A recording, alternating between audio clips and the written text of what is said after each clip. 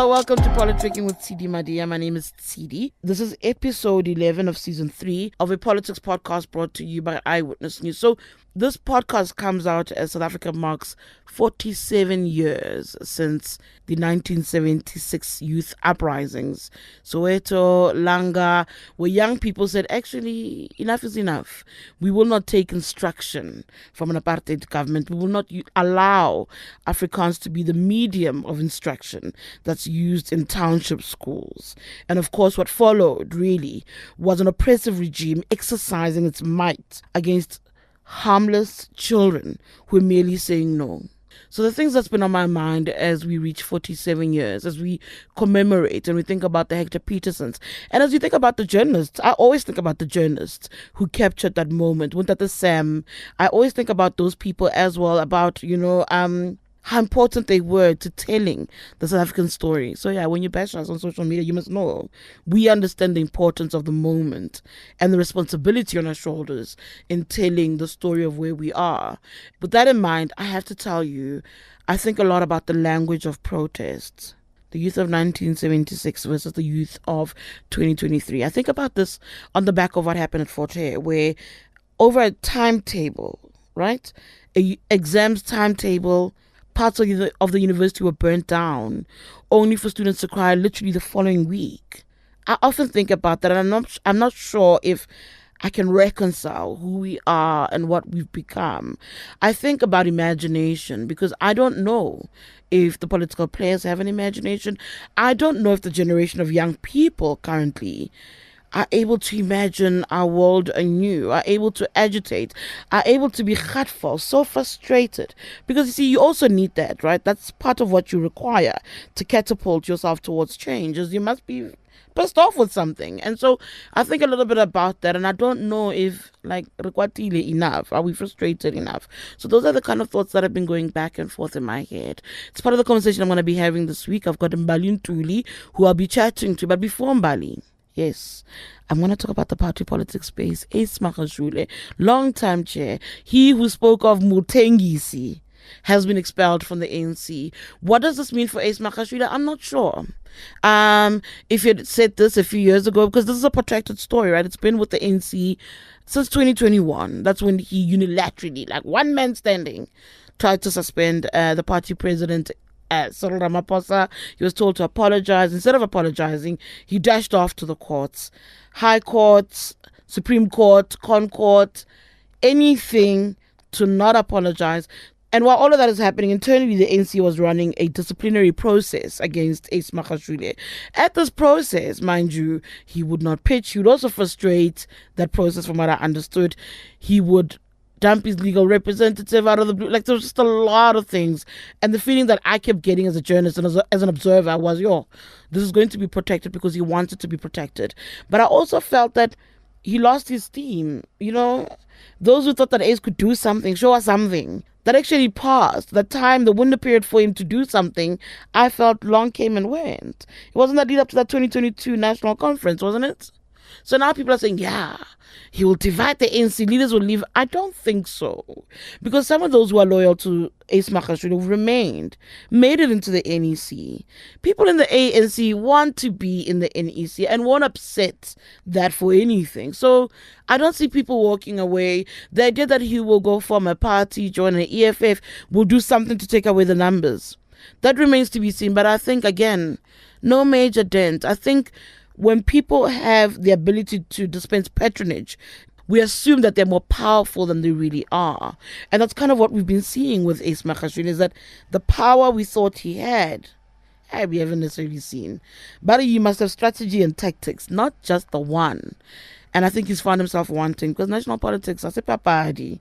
Speaking about power, do you and I sit back and watch these elderly, because also these people are old, the elderly people in this back and forth over power with state resources quite often, do we sit back and watch them, or do we agitate and go back to what I was trying to say earlier, try and imagine our world differently? What do you do? Mbali Ntuli has some ideas. Take a listen. Mbali, thank you so much for joining us. Just remind me, when did you launch this? It wasn't that long ago. I didn't think it will happen as quickly as it did, I must be honest, but you did launch it. Yes, thanks, Tshidi. Thank you so much for having me, and obviously, hello to all the listeners. So I left politics last year in March. I did a lot of groundwork to try and get it prepared, and then we launched this year on the 17th of April. And of course, we've obviously launched one of our first major campaigns last week as well. I want to speak about that major campaign, but before I get into that campaign around the election, let's speak about the work that is GroundWork Collective. What is it that you do on a day-to-day basis?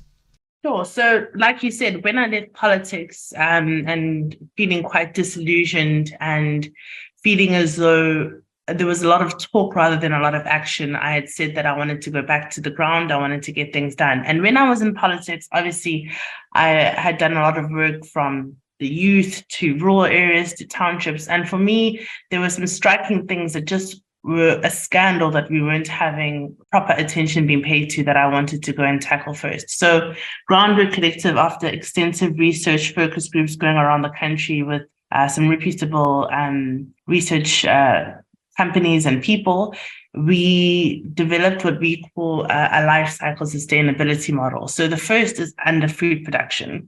There are people starving in our country, particularly children and particularly young people who have no money or unemployed. So the first pillar of groundwork, we have three, is around food production. And what we do there is we teach people how to grow their own food and sustainability and what that means for themselves. And this is because I'm sure Tshidi Mina, certainly when I was growing up, my gran and the homesteads that we had in rural areas, everybody used to be able to plant their own food and that would supplement whatever was the grocery on the table. Nowadays, our generation and younger ones have lost that ability. And so we have a situation where 8 out of 10 people are having to make the choice between buying food or finding a job. And that can't be something that we are okay with. Similarly, with kids who are in creches, we're finding that they have major childhood stunting. So GroundWork Collective's intervention in this space is to teach these young people, if they don't have land, we give them tires.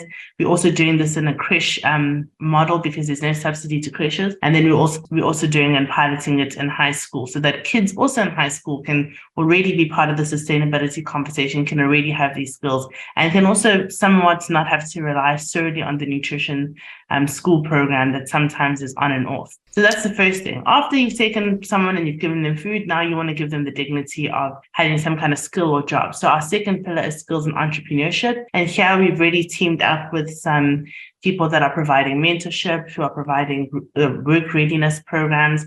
And not everyone can always offer a job, but we think that giving people skills and giving them some kind of mentorship in lieu of a job, if that's not possible, is still something that young people can get some kind of opportunity from. And then thereafter, you want this person to now be an active citizen in their country, to actually be mobilized to take part in democratic processes. And this is obviously where my background is, but civic education is the third pillar that we have as GroundWork Collective. And that's the one ahead of next year's election that we've decided to publicly launch as the biggest part of our work that we're doing. And for us, this is what makes a full citizen, someone who has opportunity, who has food, who has the ability to then make whatever they want from their opportunities and make sure that their country is working for them. I want to go a step back. Let's go back to the lay of the land. You spent a year pretty much doing the work of building up this collective before your launch. So I imagine you've then understood beyond your own political experience of what the lay of the land was in terms of whether people are disillusioned with the politics beyond the party. I've always said, I feel personally, that our political space just lacks imagination. I don't know if that's also what you found. It does. And I think particularly for young people who are in a completely different generation, there's a huge disconnect from what we found, even from our research, but also anecdotally, that they just don't feel that the people who supposedly represent them actually understand them or care about them. And this is beyond even just bread and butter issues like, how do people get jobs? This is also just in terms of socially, are these people moving with the times? Do they understand what young people in this country have to face? There's been so much that has happened since many of the people in our parliament were considered young, that there's definitely a disconnect there. And this is putting young people off politics, off talking to young people, because there isn't much that they feel is really there or anyone who speaks for them. And this is, I think, also an indictment on those of us who are young in politics, that we should have had the ability to push our political parties, and I mean, certainly some of us tried, to be more representative of this community, to be more inclusive, to talk to them a lot more. But what you find very often across political parties, that even young people in those political parties, as it stands, are being subsumed by the cultures of the older generation. And so I don't think they are speaking as much as they should about young people. And if you look even at the president's remarks in his SONA this year, or even in the finance thing, the budget speech, budget speech, sorry, that's a bit. No, it's okay. There was a very scant amount of conversation around young people in particular. And so it's become this grouping that people talk about being important, but we're not really seeing that as a result of policy reforms, as a result of what our leaders say or do to say that they represent us. And I think that that's why young people have decided that politics may be not the way that they want things to work for them, or that it's not something that they're interested in, which is why we have then this issue that we see the IEC, particularly lamenting that there are so many young people who are eligible to vote who've opted out of that system. You are with, I think it's called the Exchange Campaign, your current campaign. You are assisting the IEC in driving and trying to bring on board younger voters. Where do you think the IEC also went wrong? Because I've always said it's one thing to look at political parties, but there is a thing about voter education, that I think we've lapsed at as a country for a very long time. Where do you think the gaps were for the IEC itself? I think after 1994, there definitely was some voter education. And then I think there was a complacency that people assumed that everyone would just think that voting was important because it hadn't been something that we'd had for so long. And so then I think the IEC focused more on actual elections versus the civic education component. And so even with the elections, they'll still tag on, the voter education, SIPO has to put an X here, and this is when you go on the day. But that isn't enough anymore in a country that has become as complex as ours and is 30 years into democracy actually next year. And so I think that they collectively dropped the ball along with government. But I also don't blame them because, again, if you look at the funding that's happened in the last few budget speeches, their funding has been so slashed that they can only focus really on a few things. And I think even with next year and the Electoral Amendment Bill, they're having to do a whole bunch of voter education on what that looks like, what that ballot might be. They just don't have enough money to be able to also do the civics of it, which is why for me, as someone who was on the political side, who does know how it works, if you don't have a citizenry that is able to be as informed and as civically educated as possible, then we're going to continue to have the kind of issues that we see now, which is people being susceptible to misinformation, to being susceptible to politicians who say things for their own nefarious ends and aren't given the tools to be able to interrogate that properly. And so for us, it wasn't enough to say that we wanted to do an exchange campaign that registers people. We really thought that it was important to also do the civics education about it, so that you also teach people that in between the voting every 5 years, there's a huge amount of time and a huge amount of things that we can do as citizens to hold these appointed or elected political officials to account. And I think that we're all guilty in South Africa of not doing that enough. Very few of us know when our council sit. Very few of us know what a ward committee is, what to do if a ward council doesn't answer you. Very few of us know, what kind of mechanisms like the participation petition commissions that are things that are there for us legislatively to be able to use to have these officials held to account. How many people actually attend public hearings and participate in things that happen? How many people know that you can have a UIP in your neighborhood where you can get some of your rates back from the municipality and be able to take the initiative as a community in your area to be able to get things sorted out?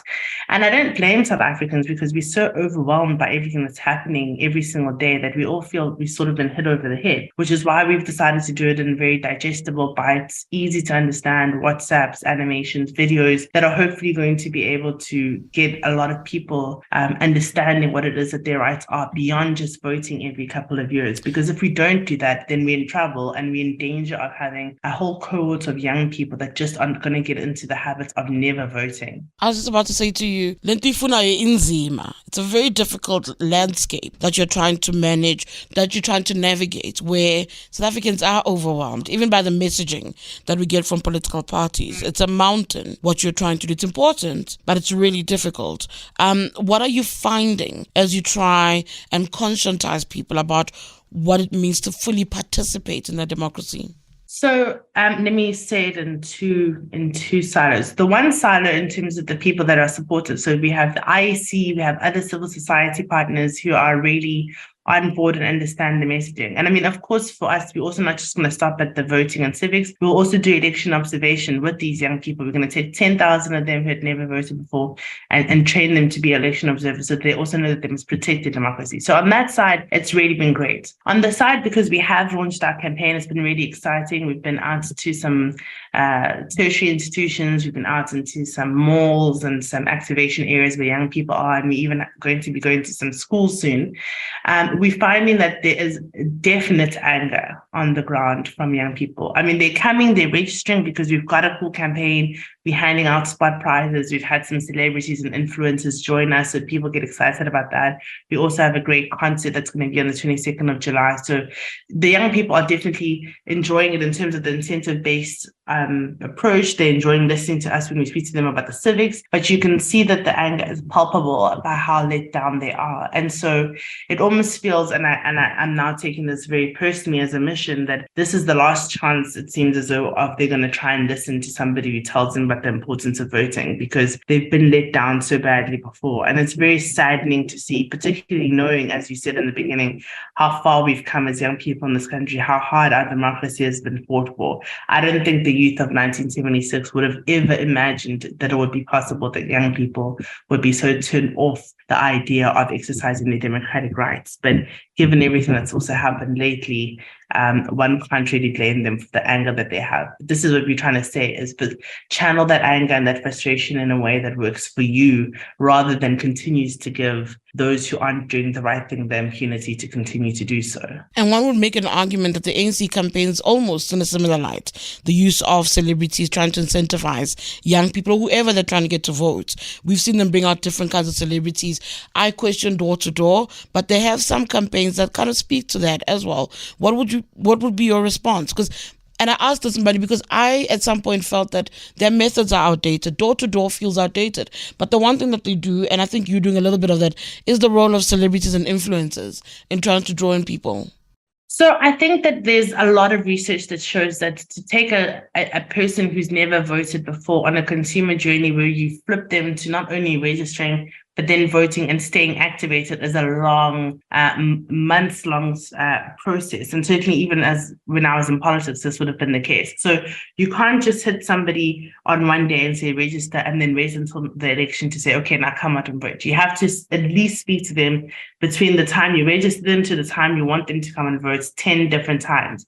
And so it's going to be boring if you just, throwing information at them. You also want them to get somebody that they're interested in to give them that kind of message, somebody to do a Facebook Live or reach them wherever they are, whatever it might be, TikTok or in person, come out and meet them, take pictures, all the time consuming the information that you are giving them in different ways. And I think Nse Ufot and Stacey Abrams in Georgia showed that this was very possible when they flipped the state to the Democrats for Biden and Democratic senators for the first time. But also here in Africa, we've seen it with HH and a particular civic education organization called High Five in Zambia, and they were able to do the same thing. And it shows, and I mean, obviously parts of Europe, particularly where we have younger politicians, Norway and Finland, do the exact same thing. They keep speaking to the young people at every single interval in as many different ways as will reach them. So if that means celebrities, if that means concerts, if that means giving them spot prizes, so that it keeps reiterating in their mind why it's important, what it has to be done. Because also we live in an age now, particularly digitally, where people have,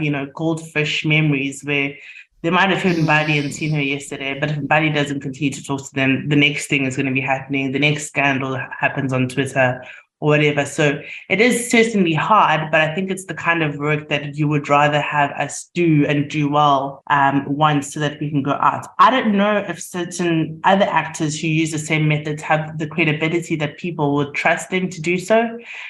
Certainly, we're hoping that because we're new and we're untainted and we're non-partisan, that people are more likely to be able to listen to us without thinking that the celebrities and the people that we've got who've come on board are just doing it because they're pushing a particular political agenda, which I think for other political players who may use them, it becomes very obvious that that's what's happening there. So, I mean, we always are open to whatever else is possible. But for me, it's something that we can't afford any longer to pretend is not a problem, especially when we see our voters' roll is immigrating, when we see that our voters' roll is dying, and that we have so many people that could be replacing it, that nobody is going out to speak to. And I think, and Tshidi, you would know how political parties win elections is differential turnout. They just need to get out their 10 supporters that they know always support them. It doesn't matter if the Tshidi and Mbali are angry. As long as those 10 supporters come out, then they know that they've got 10 supporters in the bag. So what you want to do to force them to then be able to actually be scared of Tshidi and Mbali and try and find Tshidi and Mbali is to get a lot of Tshidis and Mbalis on the voters roll, so that they're forced to think that their 10 supporters are not going to be enough to get them a majority anymore, or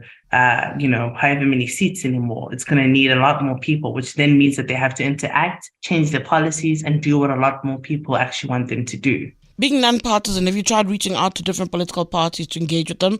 And I'll explain my thinking. Have you tried to engage with other political parties? Are they keen to engage with you, including your former political home, the Democratic Alliance?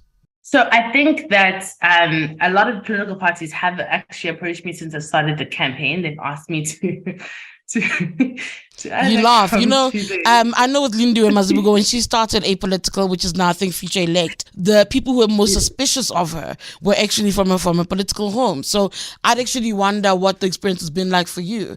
Are people willing to open their doors and to engage you and to hear what your research is presenting, what it is that you found about the lay of the land and what needs to be done in essence to rescue South Africa's democracy? So I have been approached by every single political party except my former political home. And they've all sort of asked if I would come to their areas or whatever the case is. And I've just said to them, look, we have a particular program, and what they can do is tell people that we are registering people on this day, because the one thing that we obviously don't want to be accused of is being partisan. And that's why it's been so great for us to work with the ISC, because we've been able at every part of the campaign to ensure that the credibility is there. But I think it's in every party's interest, and I would think particularly the new ones more than the old ones, to encourage people to register, to get them to be a part of it. I think they're still a bit nervous about how to do that themselves, although I do see that one political party today has launched their registration campaign. And I think as we go towards the election, you're going to see a lot more of them start to kind of wake up to the fact that if they don't have a certain amount of people that they know have registered and can vote for them, that they're pretty much dead in the water. And so it would be in the interest of political parties to do that. I myself have not reached out to them from the onset, just because I didn't want to be accused of being in any way talking to political parties. But I think towards the elections, what I would do is use the IEC as an emissary to say to political parties that they are part of this campaign and they are very welcome to inform people that they can come to different places, because we will be going national, so that they actually get their people that haven't registered to come out. Because for us, it's just about making sure that as many people are as registered and have the choice of making a democratic choice next year versus caring who it is that they're going to particularly vote for. So those of us who attach you to Rise Mzansi and Rivonia Circle, we are misinformed? You are, and people attach me to everything. I'm attached to Zakhele in Action SA. I'm attached to the IFP with Nkulego. I'm attached to the DA still. And I mean, I think just the rise of Rise and RC in particular just seemed to coincide with what I was doing and when I was leaving. And so that's potentially why people, and of course, there are lots of people in there that are my friends, but that's across the political spectrum. So again, this is why it's been so important for me to be as non-partisan and apolitical in that sense as possible, because I don't want to be accused of talking to, someone in the ANC and the next thing people think I'm doing this for the ANC. And that's why it's also very important that we've had the IEC with us. And then just from a personal level, how eye-opening has it been to remove yourself from neuropolitical constraints? I imagine when you don't have to align with a particular view and you can just be Mbali and have a view about anything and everything, that must be so incredibly freeing. That's what I think. So I think I was always very as much myself and as authentic as I could. You were slightly problematic to the system, yes. Which is why I was always in trouble. But I have to say that I do not miss the toxicity of the nature of petty internal politics at all. And I think being on the other side and working with people who want to get things done as much as I do has been incredible. I mean, I've done more in a year. I've raised more money. I've made more people than I was able to do in the last 5 years, not because I didn't have the energy or the know-how how to, but because there was so much constraint. And this is my problem with politics is I constantly felt like we could be doing more, we could be on the ground, but because you had to, kiss ass or do all kinds of stupid things, people that had egos and insecurity, you were hindered from doing that. And so for me, it's been life-saving actually to leave, because you need to reaffirm to yourself as well that you can do these things, that you're not crazy, that you are capable. And I mean, they may never say it, but I think there's certain people who may have thought I was going to fail who are very surprised that I actually was able to do what I said I was going to do. And that makes me quite happy.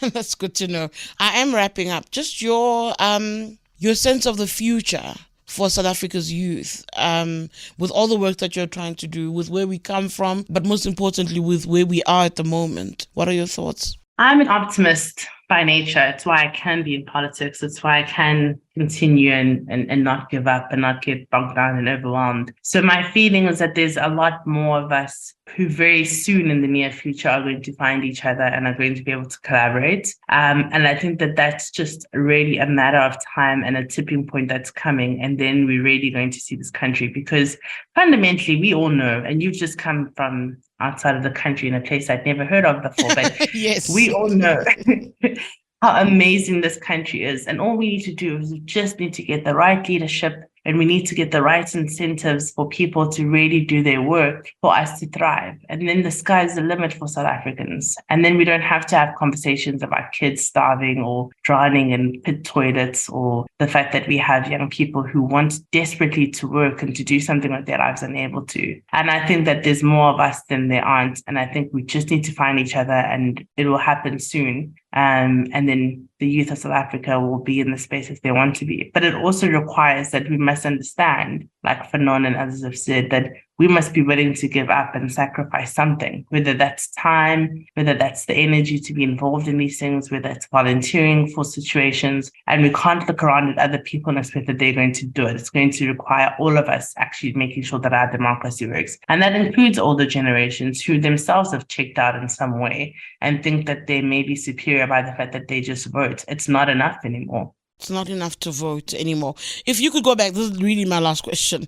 If you could go back in time to the youth of 1976, what's the one thing you would want to be armed with? What's the one lesson you'd want to be able to take from them to bring with you to the now, with the challenges we're facing at the moment? I think the unity of the way that they mobilized. I mean, people say this quite tritely now, but there was no social media. There was nothing. And I mean, there are organizations, like the YMCA that gave them rooms and stuff to be able to organize. But there's something that we've missed between their generation and ours about how to get a lot of people who may be different into a room without having to worry. And I don't know if that means, because there was a singular kind of enemy then, or what the case is, but I'm incredibly jealous of their ability for ground organization. And I think I'm good at that, but certainly nowhere near what they were. And nobody in South Africa, I think, is doing it as well. And I wish that they could teach us that, because I think it would arm us with a powerful weapon to be able to get together and then not be so divided by the politicians right now who are able to do it to us. I think if we could have that,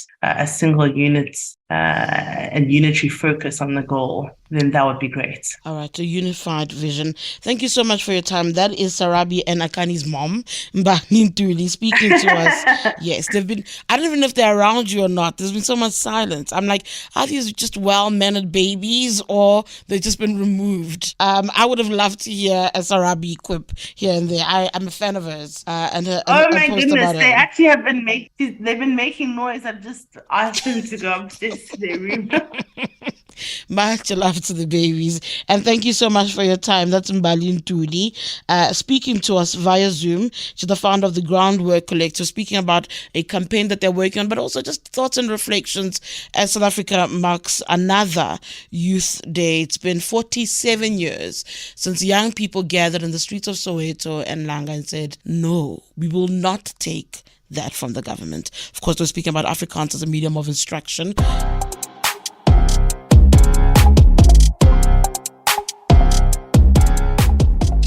And a thank you to Lorata Herfela, Duduzile Masuku, and Tedi Sotwala. For Eyewitness News, my name is Tshidi Madia.